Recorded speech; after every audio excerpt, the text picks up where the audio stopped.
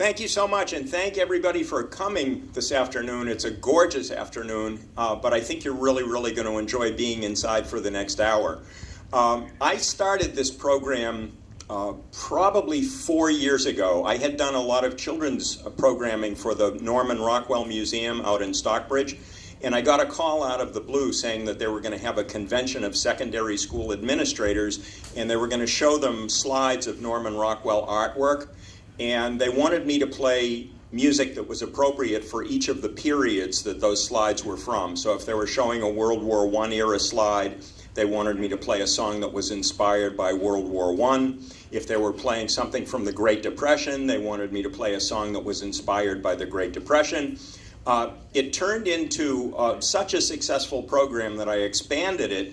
And instead of starting in 1914 with a Rockwell magazine cover slide, I went back to the late 1890s, and instead of ending at 1950, I ended at about 1965. But I haven't been back here since last winter when I did a railroad song show. And how many people were here for that? Really, and you came back? What a masochist. In any case, I want to make sure you're all in good voice, and I want to, because you may feel inspired to sing as we do some of these songs. A lot of you will know what the songs are. And I want to make sure that, that I play a song that reflects the fact that I haven't been here for quite a while.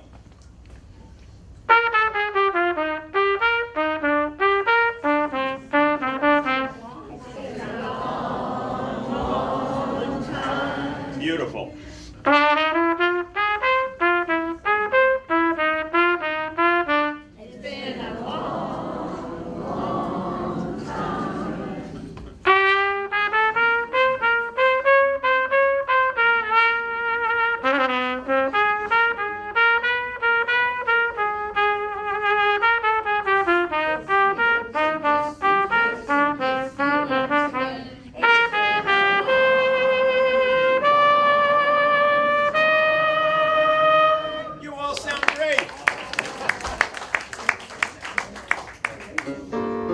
As I said, I played a lot of children's music in my time. Speaking of kids, when your parents were kids, and when some of your parents were kids, and I'm talking the turn of the last century, so obviously that doesn't include a lot of you, but some of the older people that are here. Most of the American pop music was influenced by Strauss waltzes from the 1800s. So there were an awful lot of waltzes. Most of the American pop music was in 3/4 time, with songs like East Side, West Side, all around the town. The tots sing Ring Around Rosie, London Bridge is falling down. Boys and girls together, me and baby O'Rourke, trip the light fantastic on the sidewalks of New York. For a while it was one waltz after another. Songs like Casey would waltz with a strawberry blonde and the band played on. He'd glide across the floor with the girl he adored and the band played on. His brain was so loaded it nearly exploded. The poor girl would shake with alarm. He'd near leave the girl with the strawberry curl and the band played on. One more. And I promise I won't do waltzes for the whole hour. In the good old summertime, in the good old summertime, strolling down a shady lane with your baby mine. You hold her hand and she holds yours, and that's a very good sign that she's your in the good old summertime. Ever think about the words Tootsie Wootsie? Parents are always worried about what music their kids are listening to. My daughter, who's now 39, no, she's 37, grew up with gangster rap. DJ! Okay. You know, and I was scared because it was, you know, like just this weird music that I had never heard before. And sprinkled with expletives. And so but she turned into a decent human being. And, you know, my older brother used to, well, it wasn't that my parents were so worried that he was listening to Elvis Presley. They were worried that he was watching Elvis Presley. You know, they were worried about me listening to the Beatles because these were guys that had long hair, and nobody had long hair when I was a kid. When my parents were growing up, my grandparents were worried that my parents were listening to Benny Goodman and, you know, Glenn Miller and Artie Shaw. Thank you. I'm having a junior moment and you're helping me out of it. That's great.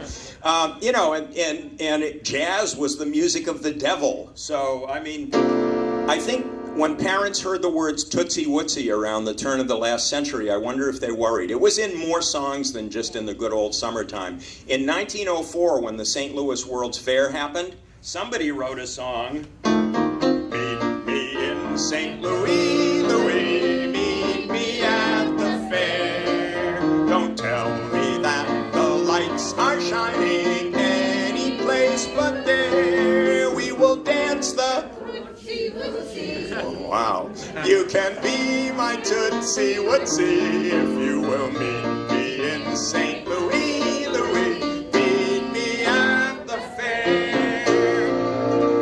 In 1905, Oldsmobile came out with a car called the Curved Dash Olds, and they were really hoping that it was going to be such an exciting product that everybody was going to sell their horses, buy an Oldsmobile Curved Dash Olds, and the country would become you know, a country of automobile users, and which eventually happened, but not in 1905 because they only sold 400 of them.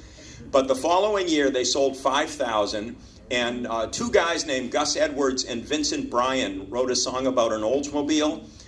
It was actually a song about a guy named Johnny Steele who had no self-confidence, but he was sure that if he bought an Oldsmobile, he would win the heart of Lucille, and they'd live happily ever after. And the song goes like this. Young Johnny Steele has an Oldsmobile. He loves a dear little girl. She is the queen of his gas machine. She has his heart in a whirl. Now when they go for a spin, you know, she tries to learn the auto, so he lets her steer while he bends her ear and whispers soft and low. Come away with me, Lucille, in my merry Oldsmobile. Down the road of life we'll fly, automobiling you and I. To the church we'll swiftly steal, and our wedding bells will peal. You can go as far as you like with me in my merry Oldsmobile. When I was putting this show together, my son, who is 39, he's my daughter's older brother. That makes sense. Anyway, he heard me learning this song. I was sitting in my living room and I was singing, you can go as far as you like with me in my merry Oldsmobile, you know, and he said, Dad, they weren't writing stuff like that 100 years ago, were they? You know, and I had to straighten him out. You know, he thought, go as far as you like with, never mind. Okay. Anyway, in 1913, no, I'm not through with the Oldsmobile yet, I'm sorry. It has one more verse. And I grew up in Winthrop, and I used to have a really, really heavy Boston accent, and I don't know what happened to it. But now I pronounce all my A's, but I didn't when I was a kid. And the second verse in my Merry Oldsmobile is a little racy for 1905. They love to spark in the dark old park as they go rolling along. She says she knows why the motor goes, the spark is awfully strong. Each day they croon to the engine's tune, their honeymoon will happen soon. He'll win Lucille with his Oldsmobile, and then they'll softly croon, come away with me, Lucille, in my Oldsmobile. Down the road of life we'll fly, automobubbling you and I. Automobubbling. I guess if you're the lyricist and you need a word, you just make up a word. To the church we'll swiftly steal, and our wedding bells will peal. You can go as far as you like with me in my merry Oldsmobile. In 1913, Al Jolson recorded the next song that I'm about to do. It was a huge hit. In 1939, Judy Garland recorded the same song, huge hit. And in 1942, Harry James recorded the same song, huge hit. So 3 different artists, one song, enormous popularity. Anybody want to guess what the song was? Mammy. No, everybody guesses Mammy because I said Jolson. Swanee River. No. Over the Rainbow. No. No, actually, they're all good guesses because you obviously know your music and you know who sang what. Because you said Over the Rainbow because I said Judy Garland in 1939, of course. But she did another movie that year, and this song was in the movie. You're all going to know it.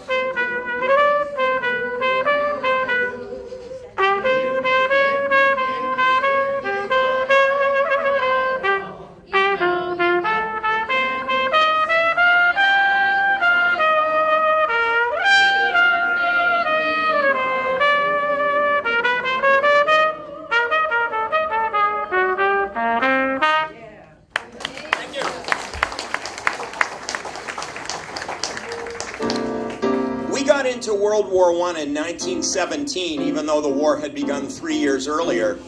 And as soon as we get into a war, songwriters go crazy writing patriotic songs.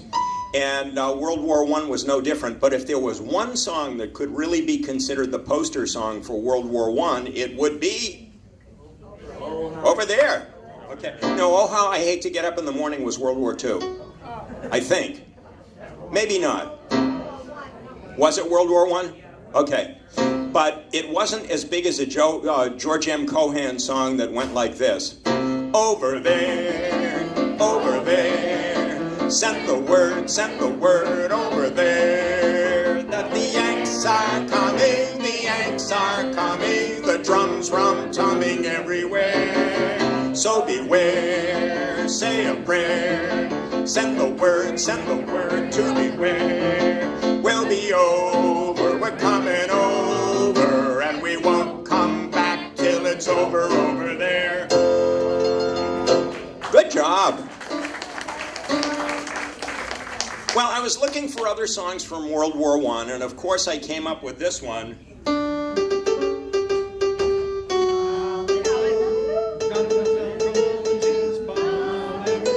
But you know what happened? I went online. I didn't know the lyrics. I just knew it was parlez-vous. So it's Mademoiselle from Armentières, parlez-vous. This is a song that the GIs were singing in the trenches in World War I. And needless to say, most of the verses were so off color that I would not sing them in polite company. So I'll sing 2 of the verses that I feel I can get away with, and they're all downhill after that, and I can't really sing anymore. Mademoiselle from Armentières, parlez-vous. Mademoiselle from Armentières, parlez-vous. Mademoiselle from Armentières, she ain't been kissed in 40 years. Hinky dinky parlez-vous. That's not bad. Next one's a little bit worse. Mademoiselle from Armentières, parlez-vous. Mademoiselle from Armentières, parlez-vous. She got the pomme and the croix de guerre for washing soldiers' underwear. Hinky dinky parlez-vous. And then it just gets worse and worse. And we can go on to one more song from World War I. When the war ended in 1918, and the kids started coming home from Europe, most of them had been exposed to European culture that, you know, obviously they'd never seen before. In fact, a lot of them the country was still very, very much an agriculturally based country. A lot of the kids had never even been to their state capitals, much less Rome, Berlin, Paris. And their parents were worried that they weren't going to want to be farmers anymore. So somebody wrote a song that reflected that sentiment, and that was, right, how are you going to keep them down on the farm? Did you say after they've seen Paris? You know, the song was originally how you're going to keep them down on the farm after they've seen the farm. No, I'm kidding. That's just another one of my bad jokes. Okay. I heard another bad joke. This guy went up to a counter and said, I'd like a hamburger, French fries, and a Coke. And the woman behind the counter said, sir, this is a library. And the guy said, oh, I'm sorry. I'd like a hamburger, French fries, and a Coke. Very good. Good. Okay. I like it. Are you ready for how you're going to keep them down on the farm? Yeah. How you going to keep them down on the farm after they've seen Paris? How you going to keep them away from Broadway, jazzing around, painting the town? How you going to keep them away from harm? That's the mystery. They'll never want to see a rake or plow. And who the deuce can parlez-vous a cow? How you going to keep them down on the farm after they've seen Paris? Imagine Reuben when he greets his pa. He'll kiss his cheek and holler, ooh la la. How you gonna keep him? You know, what are they worried about? Their kid was in harm's way for the last 2 years, and he can't hug his dad? Yeah, right. Man. Yeah, really. Anyway, that's it for World War I. Around 1920, something absolutely great happened to American music. Dixieland had been around since 1900, or since around 1900, but the only people that ever got to hear Dixieland were people that either lived in New Orleans, where Dixieland originated, or people that lived in cities up and down the Mississippi River, because the musicians from New Orleans often worked on boats that went up and down the Mississippi River, so they'd go to Kansas City and St. Louis.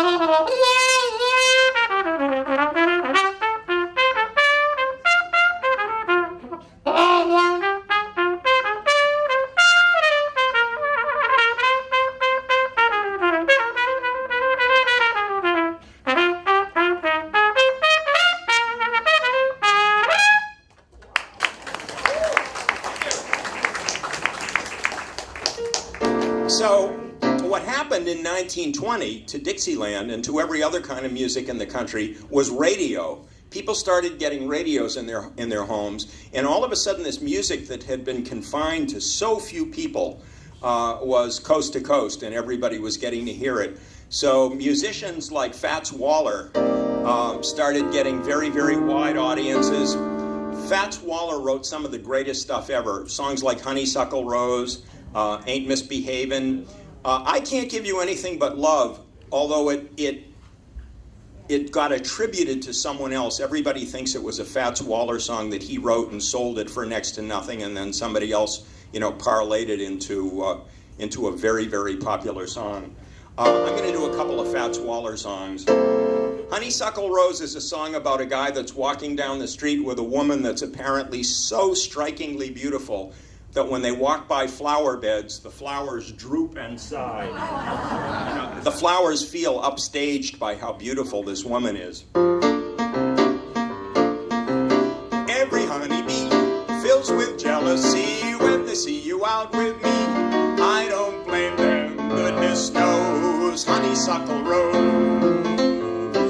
And when we're passing by, flowers droop and sigh, and I know the reason why. You're much sweeter, goodness knows, honeysuckle rose. You know I don't buy sugar, you just have to touch my cup. You're my sugar, it's so sweet when you stir it up. Oh, and I'm taking sips from your tasty lips. Ooh, the honey fairly drips. Your confection, goodness knows, honeysuckle rose. You know I tell you that I don't buy sugar, you just have to touch my cup. You're my sugar, it's so sweet when you stir it up. Oh, and I'm taking sips from your tasty lips. Ooh, the honey fairly drips. Your confection, goodness knows, honeysuckle rose. Thank you.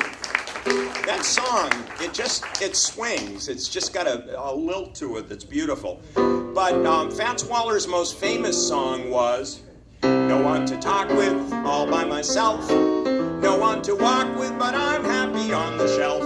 Ain't misbehaving, saving my love for you. I know for certain, the one I love, I'm through with flirting, it's you that I'm thinking of. Ain't misbehaving, saving my love for you. And like Jack Horner in the corner, I don't go nowhere, what do I care? Your kisses are worth waiting for, believe me. I don't stay out late, I'm having another one of those moments. Nowhere to go, I'm home about 8, just me and my radio. Ain't misbehaving, saving my love for you.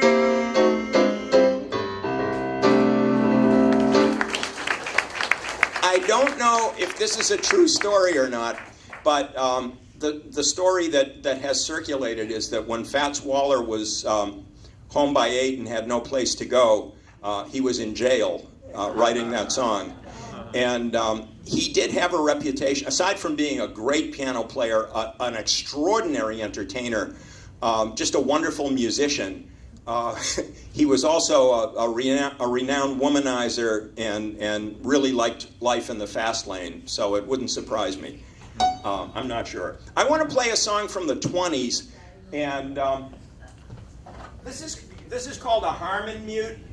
And a Harmon mute has a stem in it. You know, mutes make trumpets sound a little bit different.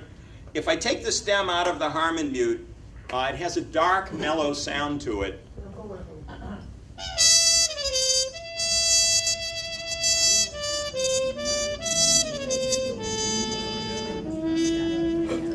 If I put the stem in, it makes the trumpet sound totally ridiculous.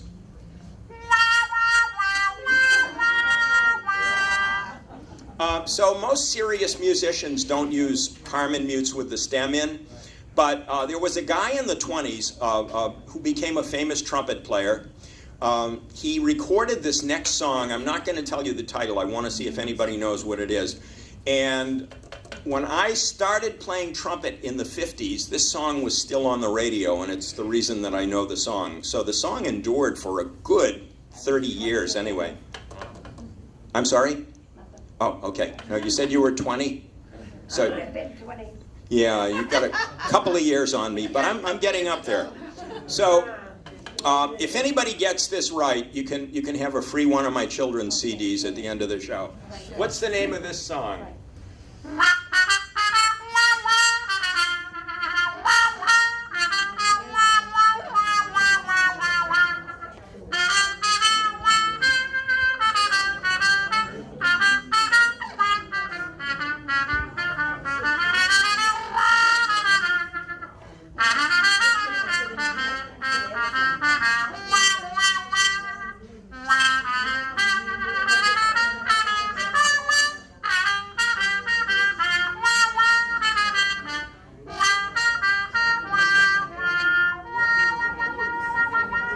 Anybody know? I'm sorry? No, it's Sugar Blues. Oh, close. You should at least get a round of applause. And does anybody know who the trumpet player was? No, it was a guy named Clyde McCoy. Yeah, interesting. And I don't know if he was a one-hit wonder because I don't know of any other songs that Clyde McCoy did, but Sugar Blues was a biggie. Okay, October 29th, 1929. The stock market crashed, the Great Depression began, and once again the songwriters got busy writing songs that were related to the Great Depression. And there was one song, I'm going to use the same term I used with the World War I stuff, the poster song for the Great Depression. Somebody said it. Yeah, brother, can you spare a dime? You look much too young to know that. I studied history a little. Oh, okay. It was Brother, Can You Spare a Dime? And as you listen to the lyrics, you'll see that the song is being sung by a GI, a vet, and he was always there when his country needed him, and now he's extremely bitter because he has to stand in a bread line to get something to eat. They used to tell me I was building a dream, and so I followed the mob. When there was earth to plow or guns to bear, I was always there, right on the job. They used to tell me I was building a dream, with peace and glory ahead. Why should I be standing in line, just waiting for bread? Once I built a railroad, made it run, made it race against time. Once I built a railroad, now it's done. Brother, can you spare a dime?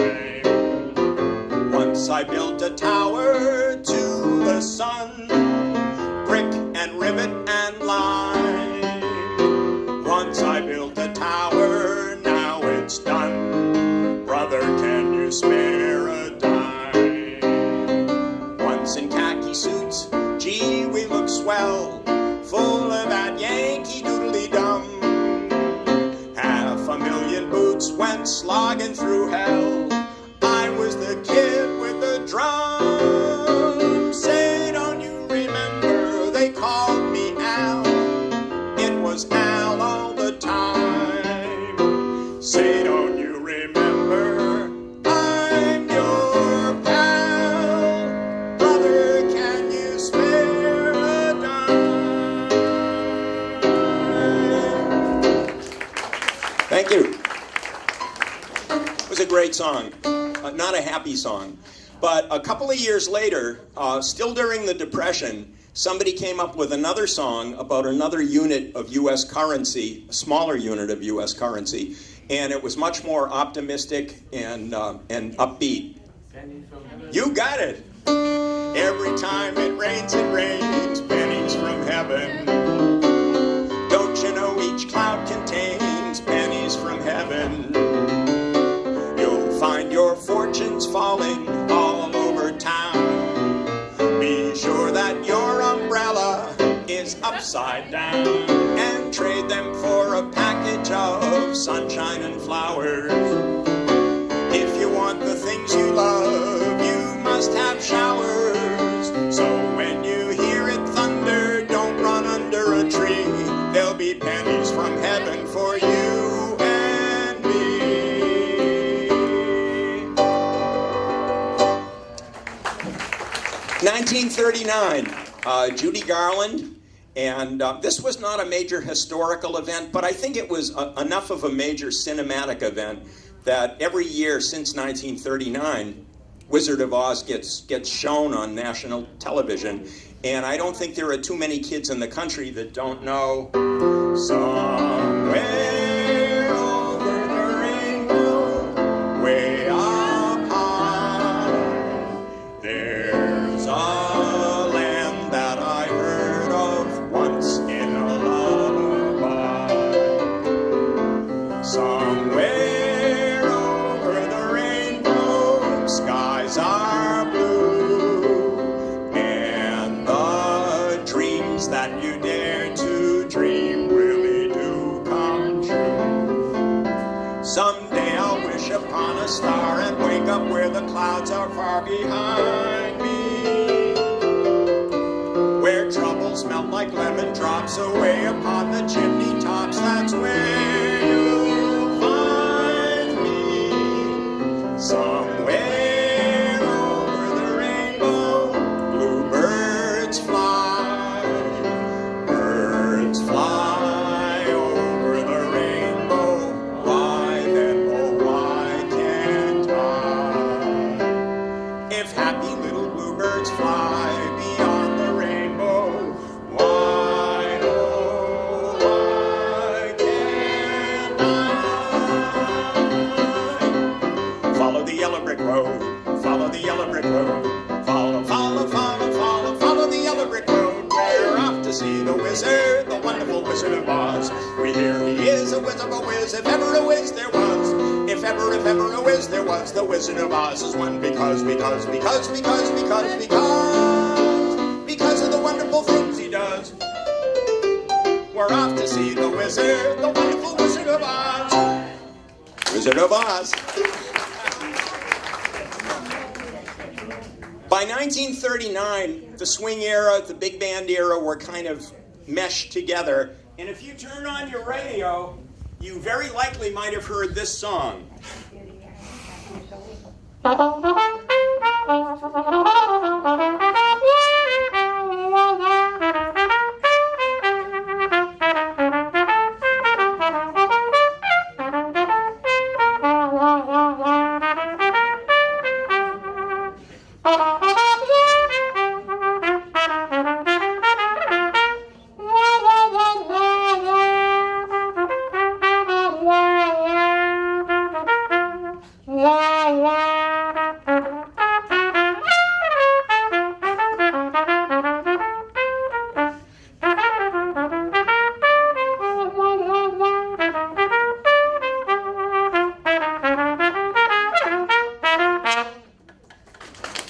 What's the song?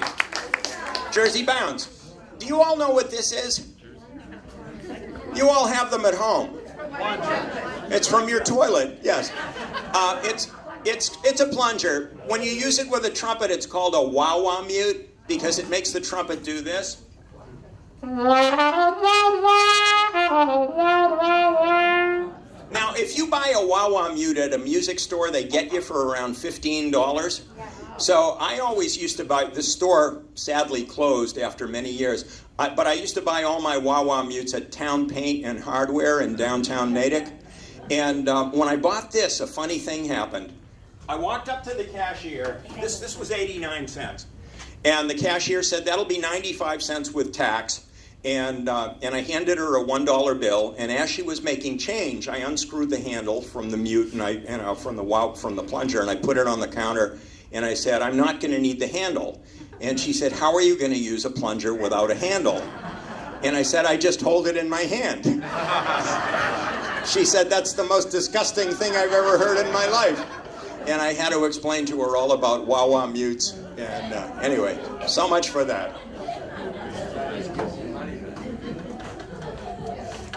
Yes, question. How about the best-known piece that came out in 1939? What was it? God Bless America. It actually didn't come out in No, 1930. it came out in 1918, but it didn't become popular until Kate Smith sang it. You get a round of applause. I'm going to end the program with God Bless America, but I wasn't going to get into it right now. What happened was in 1939, or shortly before Kate Smith started singing it, she called Irving Berlin, and she asked him if he would write a prelude to God Bless America, which he had written in 1918, as While the Storm Clouds Gather.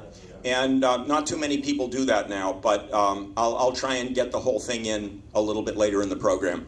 Because if I start inserting songs, there are so many songs that you know shouldn't go unmentioned, but I could probably do a whole other parallel program with a whole set of different songs. Anyway, there was one thing that influenced the Great American Songbook like nothing else has, and it really began in the 1800s and has been going continuously through the present day. When I was a little kid growing up in Winthrop, I didn't have a TV until 1951 or 52. We used to listen to the radio a lot, and I can remember being 3 or 4 years old, sitting on the kitchen floor linoleum, because that's what kitchen floors were made of in those days. And my mother would turn on the radio, and as often as not, I would hear this.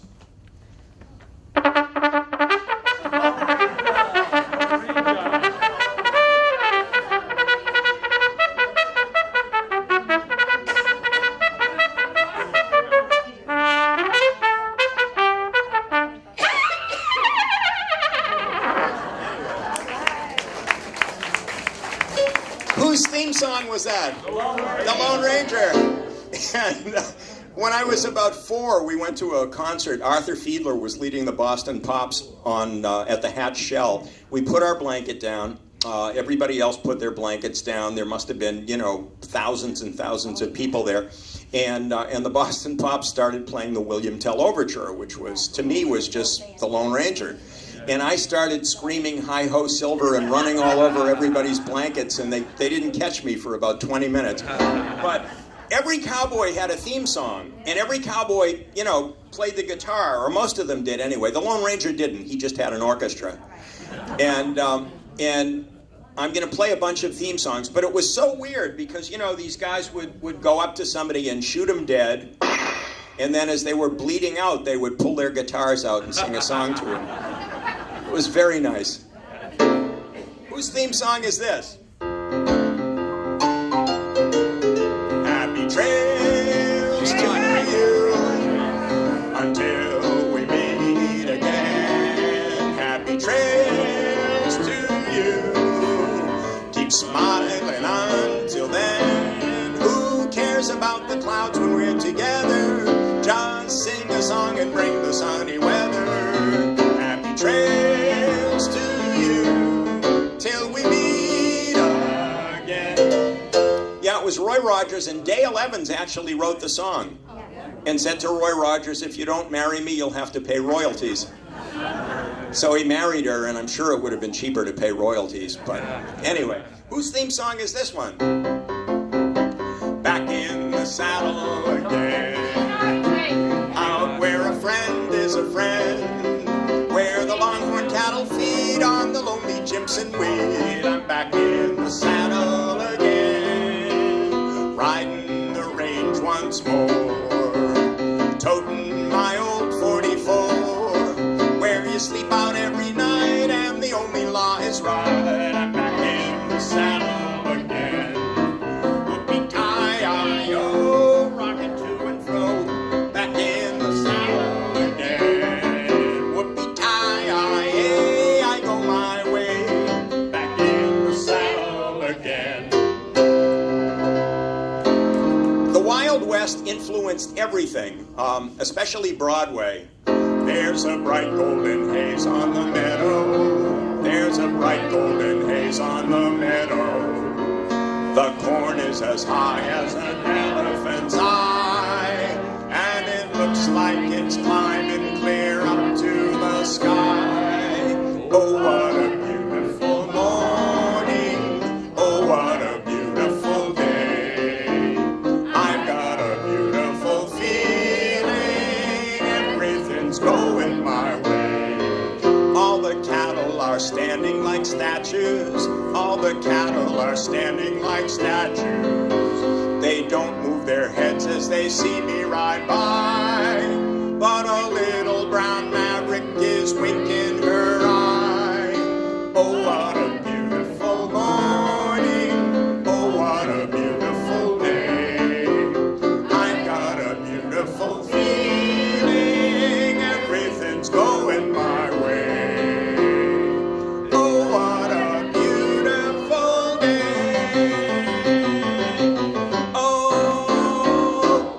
Oh, wait. I can't sing Oklahoma without telling the Tanta Lena story.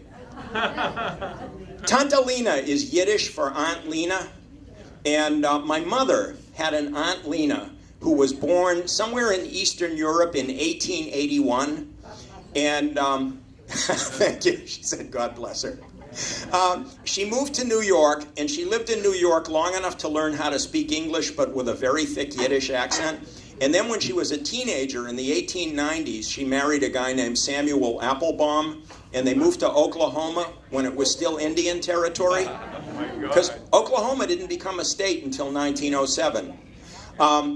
Unfortunately, he was run over by a train, and the story goes he was decapitated, and Tanta Lena moved back to Connecticut. She remarried, and she lived out the rest of her life in Connecticut. When my mother's mother died of tuberculosis, when my mother was just 7 years old, I guess, Tanta Lena adopted my mother and brought her up. So Tanta Lena was like my grandmother, and she lived to be almost 90. She died in 1969, I think, when she was 88. I was visiting her in Connecticut, like when she was 87, and it suddenly dawned on me, this woman lived in the Wild West. And I said, Tanta Lena, was it ever scary living out in the Wild West when it was, you know, like cowboys and Indians? And she said, I said, were you ever afraid? She said, was I afraid? She said, I wouldn't go to bed at night without my revolver under my pillow. I said, you had a revolver? She said, not had a revolver. I still got it. I said, you've got a gun? She said, yeah, as a matter of fact, there was a prowler in my yard a couple of years ago. I took out my revolver and I said, you better get out of here or I'm going to shoot you. I said, Tanta Lena, you can't be playing with guns. You're 88 years old. You could kill somebody. She said, I ain't had no bullets since 1911. And that's a true story. She was a wonderful, feisty old lady. Okay, now I can sing Oklahoma.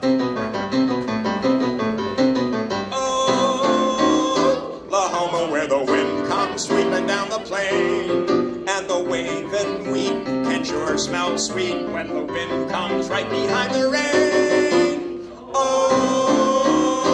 Oklahoma, every night my honey lamb and I sit alone and talk and watch a hawk making lazy circles in the sky. We know we belong to the land, and the land we belong to is grand. So when we say, yo, K-I-O-E-A, we're only saying you're doing fine, Oklahoma, Oklahoma, O-K-L-A-H-O-M-A, Oklahoma. Nice. I'm going to backtrack because Oklahoma actually came out in 1943, and we haven't touched World War II yet. When World War II broke out, once again, the songwriters started writing patriotic songs, and the songs ranged from almost silly to very poignant, beautiful songs. And the silly one, nonetheless, honored all the women that went to work in the factories and took the places of the guys that had to go overseas. And the poster girl for those women was Rosie the Riveter. And there's in the song Rosie the Riveter, there's actually a riveting machine. So the riveting machine kind of sounds like this. So every few bars, I'm going to have to take my hands off the keyboard and do the riveting machine. But it goes like this. While other girls attend their favorite cocktail bars, sipping dry martinis, munching caviar, there's a girl who's really putting them to shame. Rosie is her name. All the day long, whether rain or shine, she's a part of the assembly line. She's making history, working for victory. Rosie, the Riveter, keeps a sharp look out for sabotage, sitting up there on the fuselage. That little frail can do more than a male can do. Rosie, the Riveter. Rosie's got a boyfriend, Charlie. Charlie, he's a Marine. Rosie is protecting Charlie, working overtime on the riveting machine. When they gave her a production E, she was as proud as a girl can be. There's something true about red, white, and blue about Rosie, the Riveter. And that's the Rosie the Riveter song. The Andrews sisters wrote a song, and well, they didn't write it. They recorded it in World War II, and it was a song that expressed the anxiety of all the guys overseas wondering what was going on with their girlfriends. She got it. How do you know that? Okay. Don't sit under the apple tree with anyone else but me. Anyone else but me. Anyone else but me. No, no, no. Don't sit under the apple tree with anyone else but me. Till I come marching home. And don't go walking down Lover's Lane with anyone else but me. Anyone else but me. But me, no, no, and don't go showing off all your charms in somebody else's arms. You must be true to me. I just got word from a guy who heard from the guy next door to me that the girl he met just loves to pet, and she fits you to a T.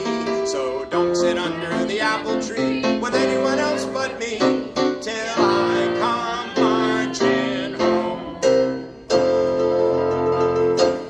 Thank you.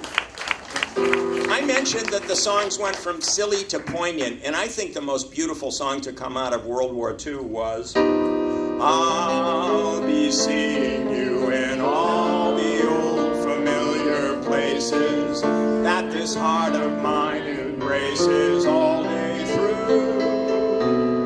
In that small cafe, the park, across the way, the children's carousel, the chestnut tree, the wishing wells. I'll be seeing you in every lovely summer's day, in everything that's bright and gay. I'll always think of you that way. I'll find you in the morning sun, and when the night is new, I'll be looking at the moon, but I'll be seeing you.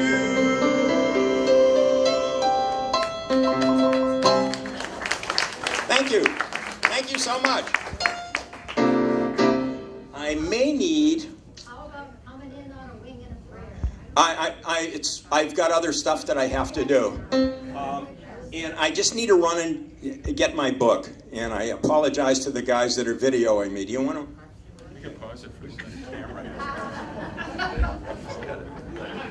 Just do it. Because, do any of you know who Tom Lehrer is? Tom Lehrer? Tom Lehrer. Yeah. He wrote a whole he was a math teacher at MIT. He went to Harvard, and his claim to fame is writing a bunch of songs that were all politically incorrect long before the term politically incorrect was even coined. And one of the songs he wrote kind of made fun of atomic testing in the western deserts, and it went like this. I hope I can see it because I'm looking down. Here we go. Along the trail you'll find me loping. Oh, do you know what the AEC is? You should know. The Atomic Energy Commission. Okay, you know what the FBI is. I think those are the only two abbreviations in the song. Along the trail you'll find me loping, where the spaces are wide open, in the land of the old AEC, where the scenery's attractive and the air is radioactive. Oh, the Wild West is where I want to be. Mid the sagebrush and the cactus, I'll watch the fellows practice dropping bombs in the clean desert breeze. I'll have on my sombrero, and of course I'll wear a pair of Levi's over my lead BVDs. I will leave the city's rush, leave the fancy and the plush, leave the snow and leave the slush and the crowds. I will seek the desert's hush, where the scenery is lush. How I long to see those mushroom clouds. Mid the yuccas and the thistles, I'll watch the guided missiles while the old FBI watches me. I'll soon make my appearance, soon as I can get my clearance, 'cause the Wild West is where I want to be. Tom Lehrer.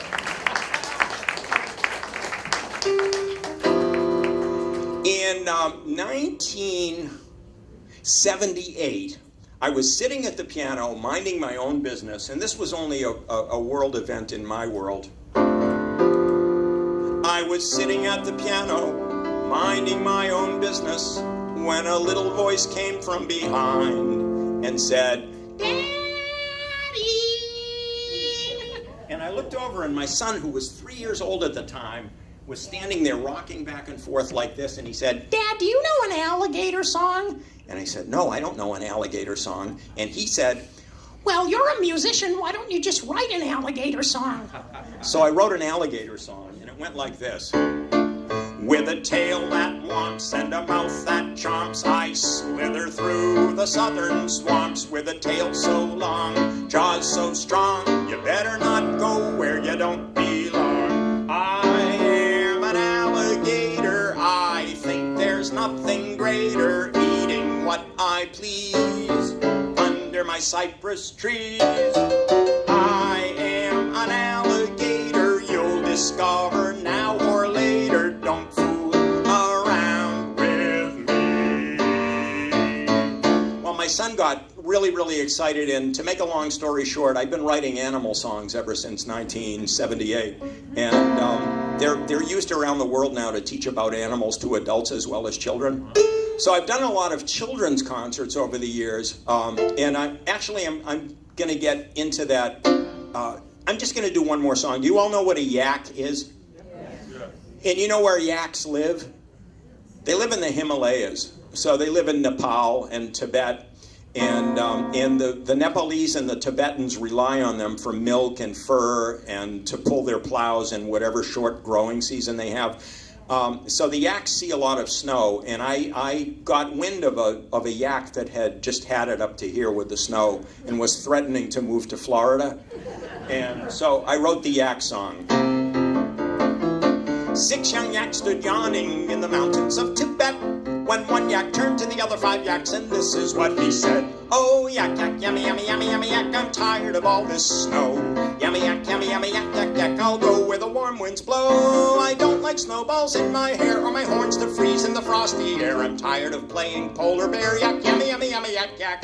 The other 5 yaks were yammering all about what the first yak said, when the second yak turned to the first yak, and this is what she said. "Oh, yak, yak, yummy, yummy, yummy, yummy, yak, you'll roast with all that hair. Yummy, yak, yummy, yummy, yak, yak, yak, take a tip from a wise old mare. The life of yaks is often fraught with snow and ice, and who knows what, be thankful still for all you've got. Yak, yummy, yummy, yummy, yak, yak." That's the yak song. Oh, thank you. I cannot go through the end of this program without paying tribute to my all-time 20th century music hero. He was the most innovative and phenomenal trumpet player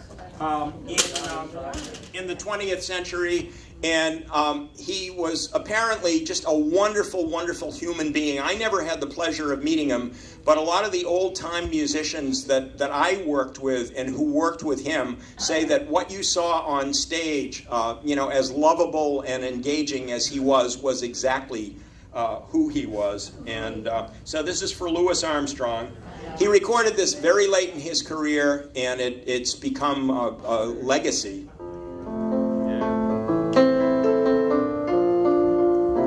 I see trees of green, red roses too.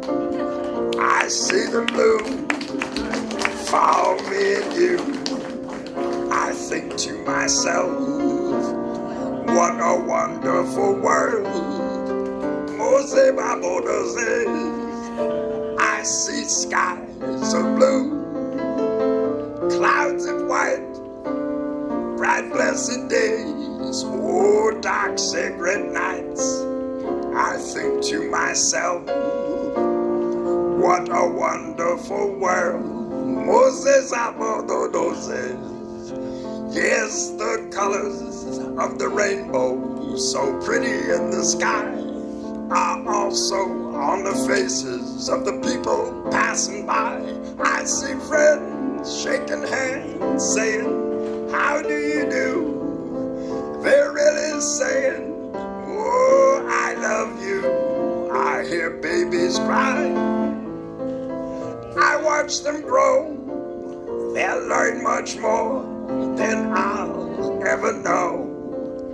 I think to myself, what a wonderful world. And then he'd always play a little jazz solo.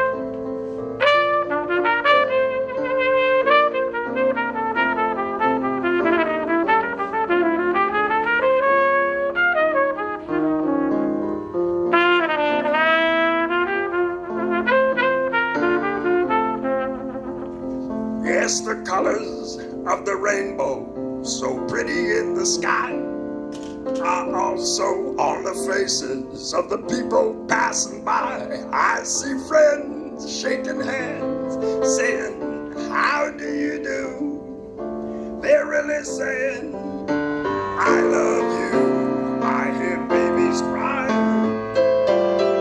I watch them grow. They're like much more than old pops ever gonna know.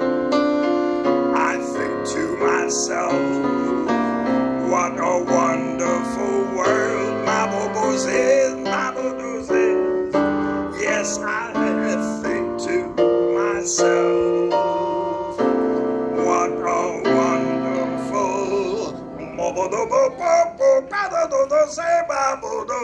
He'd always end with a cadenza. Oh, yes! Thank you so much. Funny Louis Armstrong story, and once again, I don't know how many of these stories are true and how many of them are not true, but Louis Armstrong did a lot of work for the State Department as a goodwill ambassador. We used to send him all over the world to do concerts. And he was not as physically strong as he was, as a younger person. And he had his trumpet and a briefcase on the plane with him. And when they were flying into wherever they were going, Louis Armstrong suddenly turned around to Richard Nixon and said, would you mind carrying my briefcase for me? So the plane landed, and Nixon took Louis Armstrong's briefcase off the plane. Somebody came over to him afterwards and said, wow, that took a lot of nerve to ask the President of the United States to carry a briefcase for you. And Louis Armstrong is reported to have replied, well, there was marijuana in it, and I figured if he got caught with it, nothing would happen, but if I did. Now, I don't know if that's a true story or not, but it's a good one. Before I end with God Bless America, I was doing a children's concert down in Connecticut one day, and a little kid came up to me and asked if he could sing God Bless America. And I said, sure, no problem. And the kid was, 5 years old. He was probably this tall. And so I lowered the mic, and this kid was a natural. Every note that came out of his mouth was perfectly in tune. He articulated every word so beautifully that you could, no problem understanding the lyrics. And he was a natural showman. He came, and the audience was mesmerized because the kid was just singing his heart out. And he came to stand beside her and guide her and sang Through the Night with the Light from a Bulb. Which makes a lot more sense to a 5-year-old, than the light. What's the light from above? Anyway, every time I sing God Bless America now, I think of this kid. But I hope you'll join me. And I'm going to start with the verse that I mentioned. While the storm clouds gather far across the sea, let us swear allegiance to a land that's free. Let us all be grateful to a land so fair as we raise our voices in a solemn prayer. God bless America, land that stand beside her and guide her from the mountains to the prairies. The ocean white with foam. God bless America, my home, sweet home.